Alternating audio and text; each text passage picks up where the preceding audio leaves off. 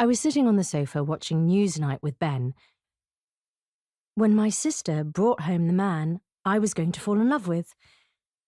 I'd like to say I had a sense of portent or something when I heard two sets of footsteps on the stairs outside, but instead I took another gulp of my tea and carried on half listening to Jeremy Paxman savaging some Lib Dem MP and said to Ben, "Sounds like Rose has a bloke in tow."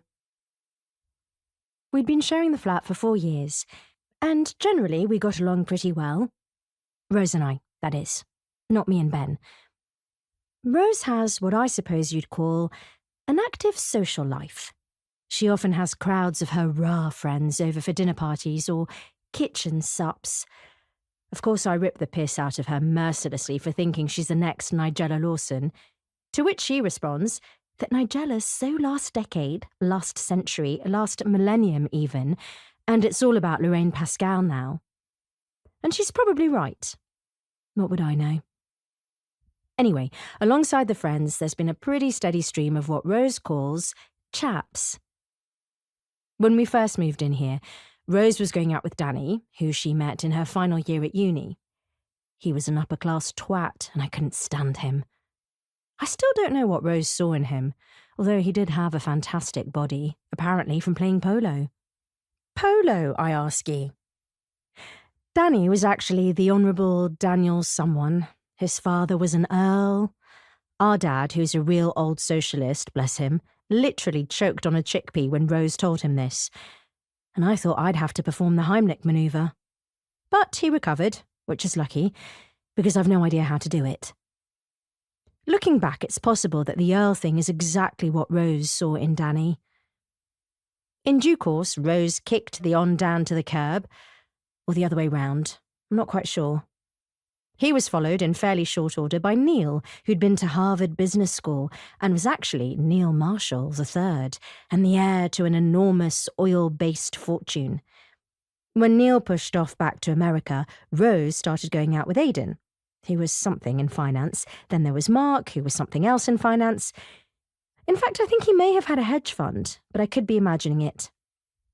You get the picture.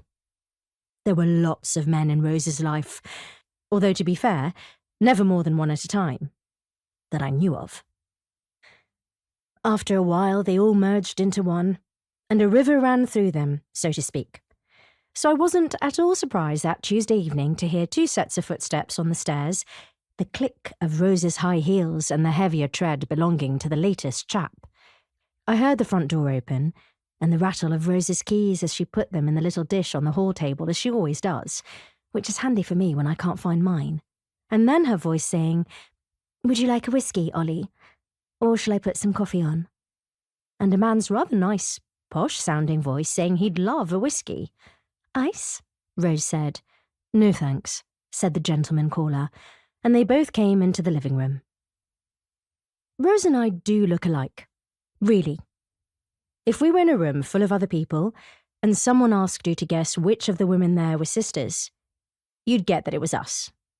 If the light was dim enough and there weren't identical twins there too.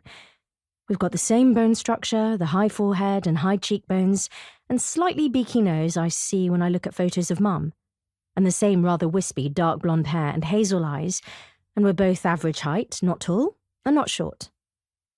But that's where the similarity ends, and why when people who know one of us well are introduced to the other, they invariably say, "This is your sister," in terms of horrified amazement, or just amazement if they're my friends meeting Rose for the first time. Because Rose has done what used to be called making the most of oneself, or what I call scrubbing up well, on the rare occasions when I do it. Rose does it all the time. She has her hair highlighted at some swanky salon in Chelsea, so instead of being mousy like mine, it's pale gold but looks really natural, and she straightens it every day. So what's limp and shapeless on me is a smooth, shining curtain on her. She never, ever leaves the flat without having a shower, curling her eyelashes, and putting makeup on. Not even to go down to the corner shop for bread and Marmite on a Saturday morning with a hangover, which of course means I get sick of waiting for her to get ready and go myself.